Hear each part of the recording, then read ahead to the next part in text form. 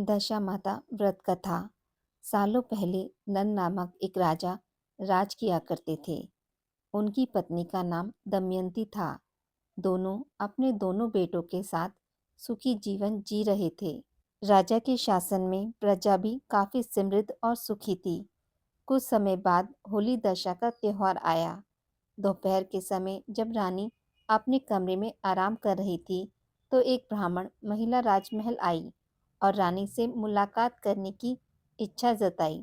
आज्ञा मिलने पर उस ब्राह्मणी को रानी के पास ले जाया गया। रानी के पास पहुंचकर उस महिला ने कहा, हे महारानी, ये दशा डोरी तुम ले लो। इस पर वहां खड़ी दासी भी बोली, हाँ महारानी, आज होली दशा है और आज के दिन विवाहित महिलाएं दशा माता का व्रत करती हैं। इस व्रत में महिलाएं इस डोरी की आराधना कर उसे अपने गले में बांधती हैं। इसे बांधने से घर की सुख शांति बनी रहती है। दासी की इस बात को सुनने के बाद रानी दमयंती ने उस डोरी की पूजा कर उसे अपने गले में बांध लिया। कुछ दिन बीतने के बाद राजा नल ने अपनी पत्नी के गले में उस डोरी को बंधा देखा। उसे देखते ही राजा ने अपनी पत्नी से पूछा, हे प्रिय, आपके पास इतने सोने के हार होने के बावजूद इस डोरी को क्यों बांध रखा है? रानी दमयंती राजा के सवाल का जवाब दे पाती कि इससे पहले ही राजा ने उनके गले से डोरी निकालकर फेंक दी।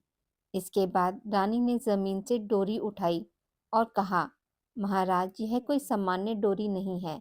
यह तो दशा माता की डोरी थी। आपने इसका अपमान करके सही नहीं किया। रानी की बात सुनकर राजा ने कुछ नहीं कहा और वहां से चले गए। उसी दिन रात को राजा ने एक सपना देखा।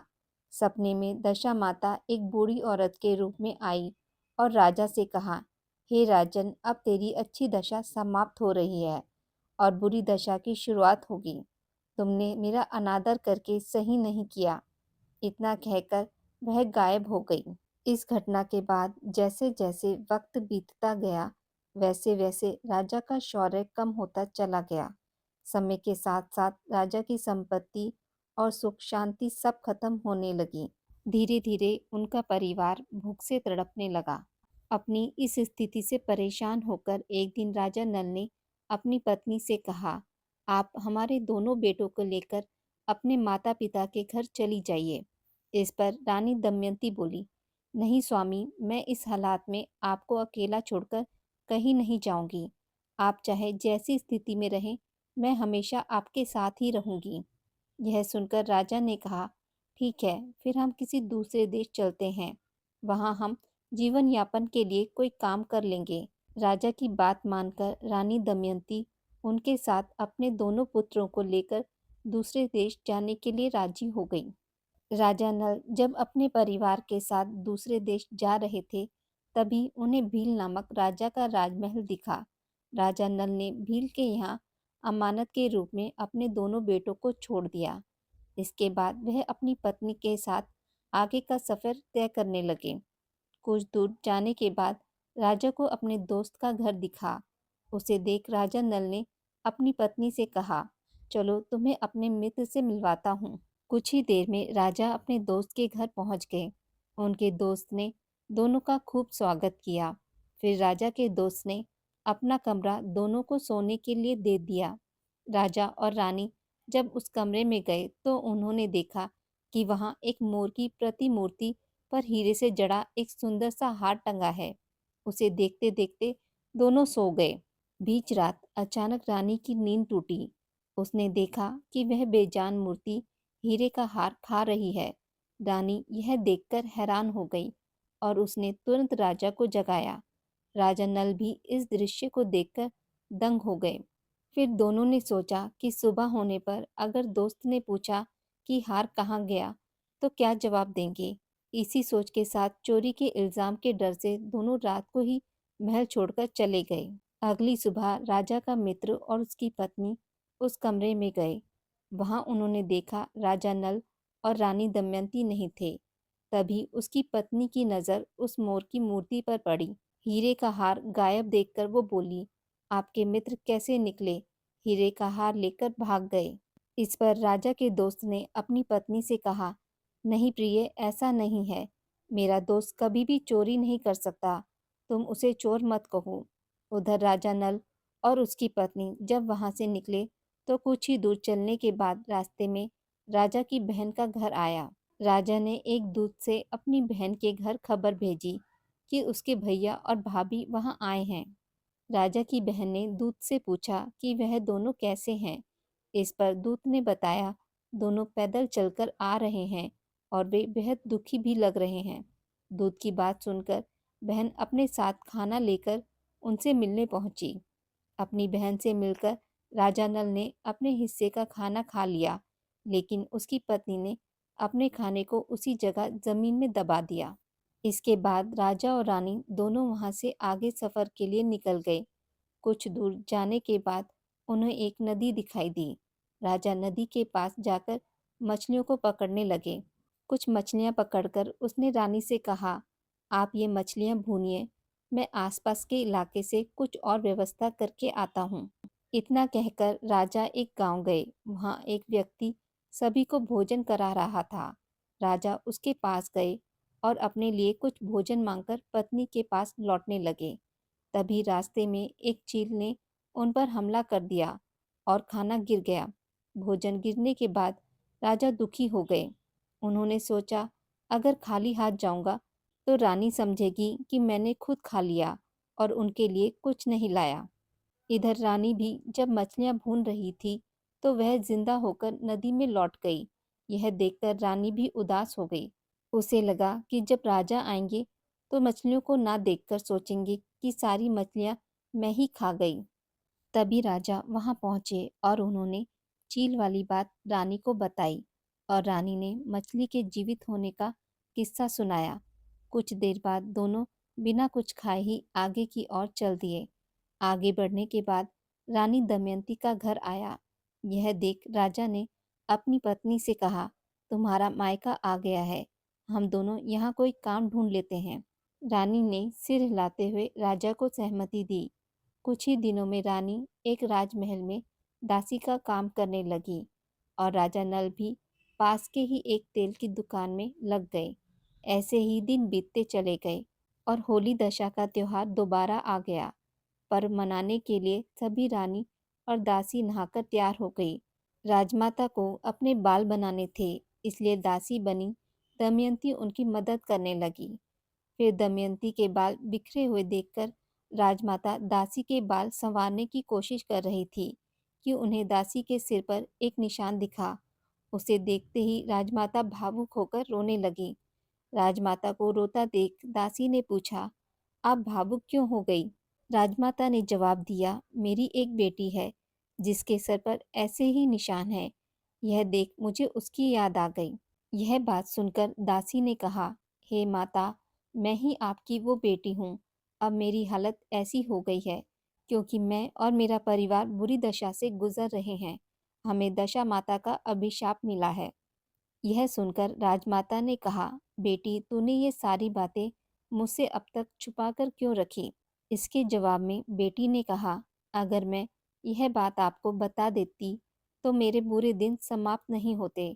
आज से दशा माता का व्रत है और मैं यह व्रत रखकर दशा माता से माफ़ी मांग लूंगी। तभी राजमाता ने पूछा कि हमारे दामाद कहाँ हैं? बेटी ने बताया कि वह पास के ही एक तेल की दुकान में काम कर रहे हैं। राजमाता ने तुरंत कुछ लोगों को भेजकर अपने जमाई को महल बुलवा लिया। फिर उन्होंने अपने जमाई को नए वस्त्र देकर तैयार होने और भोजन करने को कहा। बाद में मिलकर राजा और रानी दोनों ने दशा माता की पूजा की। पूजा करने के बाद राजा नल और रानी दमयंती की अच्छी दशा लौट आई। दशा ठीक होने के बाद राजा ने अपने ससुराल में कुछ दिन बिताए और फिर अपने राज्य वापस लौटने की इच्छा जताई। दामाद की बात का मान रखते हुए रानी दमयंती के पिता ने काफी धन संपत्ति देकर बेटी दामाद को विदा किया। अपने प्रदेश की ओर लौटते समय रानी उस जगह गई जहां उसने मछलियों को भूना था और राजा के भोजन पर चील ने हमला करके गिरा दिया था। वहां से निकलने के बाद राजा दोबारा अपनी बहन के नगर पहुंचे। यहाँ पहुंचते ही फिर से एक दूत ने राजा की बहन को बताया कि उसके भैया और भाभी आ रहे हैं। बहन ने उस दूत से उनका हाल चाल जाना। इस पर दूत ने बताया, दोनों की दशा अच्छी है और वो खुश लग रहे हैं। यह सुनकर राजा की बहन मोतियों से भरा थाल लेकर भैया और भाभी से मिलने पहुंची। राजा की बहन को आता देख रानी ने धरती माता से विनती की और अपनी अमानत को वापस मांगा। फिर वह उस जमीन को खोदने लगी जहां उसने जाते समय रोटी और कांदा गाड़ा था। जमीन खोदने पर सोने और चांदी में परिवर्तित रोटी और कांदा निकला, जिसे रानी ने अपनी ननद को दे दिया। अपनी बहन से मुलाकात करने के बाद राजा और रानी उसी मित्र के घर पहुंचे जिसने उन्हें सबसे पहले शरण दी थी। यहाँ उस मित्र ने पहले की तरह ही राजा और रानी की मेहमान नवाजी की। साथ ही रात में सोने के लिए दोनों को वही कमरा दिया जो पहले दिया था। राजा को उस रात नींद नहीं आई और वह मोर की प्रतिमा द्वारा हार निगलने वाली बात के बारे में सोचता रहा। तभी उसने देखा कि वो मोर निगले हुए हीरे के हार को उगल रहा है। उसने तुरंत अपने दोस्त और उसकी पत्नी को जगाया और वह दृश्य दिखाया। यह देख दोनों दंग रह गए। तब राजा ने कहा, मित्र, तुम्हारे हार को इस मोर ने खाया था और तुमने सोचा होगा कि इसे हम चुराकर भाग गए। यह रहा आपका हार, हम चोर नहीं थे। यह सुनकर मित्र राजा व उसकी पत्नी बहुत शर्मिंदा हुए। वह उनसे माफी मांगने लगे। अगले दिन राजा नल दमयंती वहां से आगे की यात्रा पर निकल गए। चलते चलते भील राजा का महल आया। तब रानी ने कहा, हम अपने दोनों पुत्रों को भी साथ लेकर चलते हैं। जब राजा रानी भील राजा के महल पहुंचे, राजा नल ने भील राजा से कहा कि हमने हमारे पुत्र को आपके पास अमानत के तौर पर छोड़ा था। अब हम वापस आ गए हैं। आप हमें हमारे पुत्र वापस दे दीजिए। भील राजा ने उनसे कहा कि आपके पुत्र यहाँ पर नहीं हैं, यहाँ से तो वो भाग गए हैं। रानी ने वहाँ पर दो सुंदर बालक देखे। उन्हें देखकर बोली, यह दोनों मेरे पुत्र हैं। लेकिन भील राजा ने रानी को उसके पुत्र देने से मना कर दिया। तब रानी दमयंती ने कहा कि अगर मेरे पुत्र होंगे तो मेरे सीने से दूध निकलकर इनके मुंह में चला जाएगा। अगर यह आपके पुत्र होंगे तो मेरे सीने से दूध नहीं निकलेगा। यह कहकर उन दोनों पुत्रों को सामने खड़ा कर दिया गया।